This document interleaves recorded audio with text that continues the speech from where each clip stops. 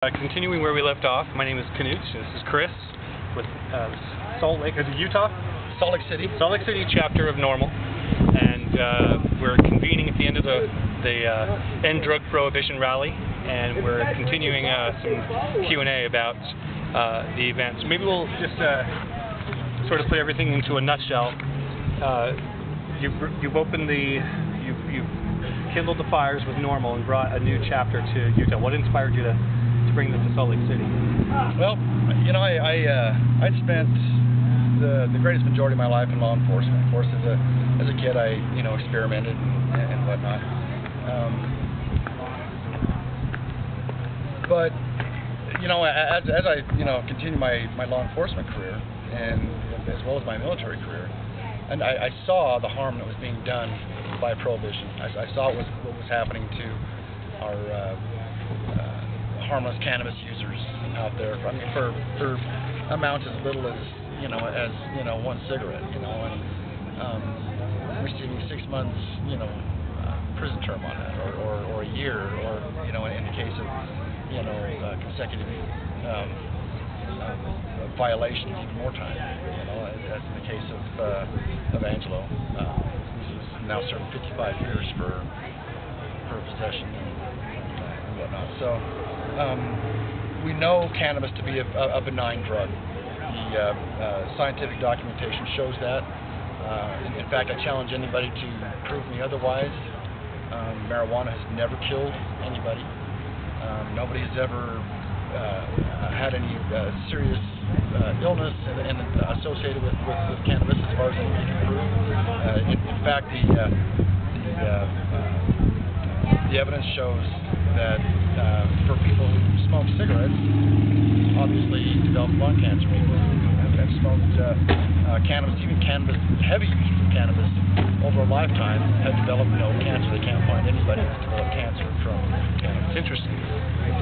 Well, they feel the theory is that cannabis actually has a protective effect, and in the case of other cancer research that are going on right now, where it's actually shrinking tumors and actively causing the tumor to eat itself. In a time where cancer is one of the biggest killers out there, not only lung cancer, breast cancer, brain cancer. There are so many cancers, and this could be the miracle drug that we've all been waiting for. And we've been waiting for 70 years of prohibition, 70 years of reefer madness, 70 years of myths and conjecture on the harmful effects of cannabis. And it's time to stop. So what propagates the war on drugs, the drug prohibition culture in our government? What keeps that strong? I think it's probably several reasons. I guess just like anything else, everyone has their own reasons. Their own personal conflicts in terms of maybe their political career. It's political suicide for some in some parties to advocate for ending the prohibition, ending the war on drugs. For some, they have financial interests. They hold positions of corporate leadership or their corporate owners. Obviously, they're hemp and cannabis conflict with several of the other substances that are being used out there. Yeah, man, thanks for coming and speaking. I appreciate it. Thanks for being here, man. Yeah. Petrochemicals are a big part of that. The first Model T was made almost completely out of hemp. The material used to build the car was a hemp plastic that actually had 10 times the strength of steel. Yeah, I saw one in the parade the other day. Yeah, so exactly. They're still out there, right? So is there a segment of the members of NORML? Do you have to be a drug user? And by that I mean, do you have to use marijuana to be an advocate for it? Absolutely not. Some people say, oh, you want to end the war on drugs so you can use the drugs. Right. Now, I will tell you unequivocally, I am not a user. I did when I was younger. My position in this is from a libertarian standpoint, from a common sense standpoint, that the the war on drugs has to stop. More harm is coming out of the war on drugs than what we are seeing from the illegality of the use of drugs in general. We have more people dying of prescription drug use than all illicit drug use combined. Even over the counter, I would think. Even over the counter is actually a very high number. I think prescription drugs probably significantly higher. And in the case of some of those drugs, water is killing more people. I was recently doing some figures on the harmful effects of water. Recreational use of water in this country kills upwards of 3,700 people a year. Water intoxication, water overdose, is actually killing upwards of 70 people in the United States each year.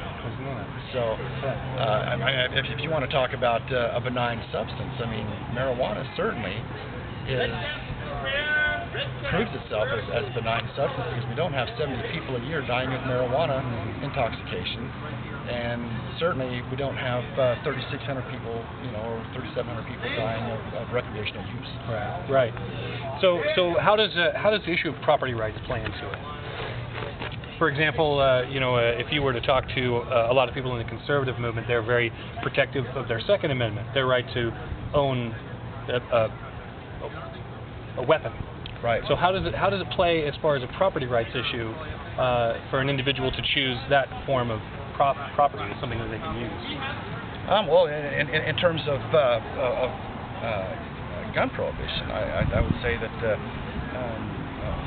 we're not giving extra heavy sentences to people who are under the influence of alcohol. We're not giving extra heavy sentences to people who are under the influence of prescription drugs that are legally prescribed. So, in the case of marijuana being one of those, which actually has been shown to be a very non-violent causing drug, it's actually, for people who have used it or witnessed people who have used it, no violence is associated with that. In terms of property rights,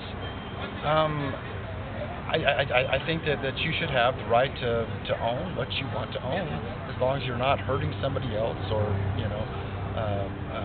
what you're owning is not a threat to society in some form or another. So,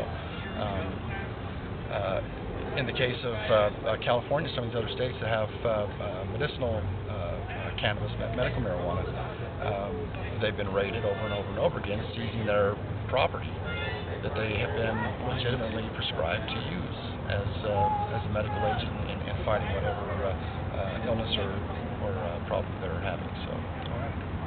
So apart from finding NORML on the internet, what other things can people of Salt Lake City do to get involved and get active? Educate yourself is the first thing, and that was one of the main reasons I wanted to form a chapter here, was to first to educate. I think 70 years of propaganda, 90 years in the case of Utah. Utah outlawed marijuana in about 90 years ago. So I mean, it was 1914, I believe, when the same year the Capitol was erected, that Utah outlawed marijuana use. Well, that seems like a pretty deep. The roots are pretty deep. So how does that make it more of an insurmountable challenge? And what it does make it an insurmountable challenge because, and you'll find it as you discuss the issue with people that most of what you're hearing in argument against legalization is stuff that's basically being repeated out of Reefer Madness. I mean, I challenge anybody to go watch that movie and not get a chuckle out of it. It's Netflix, Reefer Madness. Netflix, Reefer Madness. Wow. A great informative DVD I'll put a plug out there is called Grass by Woody Harrelson. Was narrated the DVD. A very informative movie about the advent of prohibition. It's entertaining, and you can find that on the NORML website and purchase that DVD. I think Penn and Teller also recently did, and their show Bullshit. They also did a War on Drugs segment. I didn't see that, but I heard that. Yeah, it's on YouTube and Google Video, I'm sure. I'll have to go Google that myself. Well, excellent, Chris. I appreciate your time. And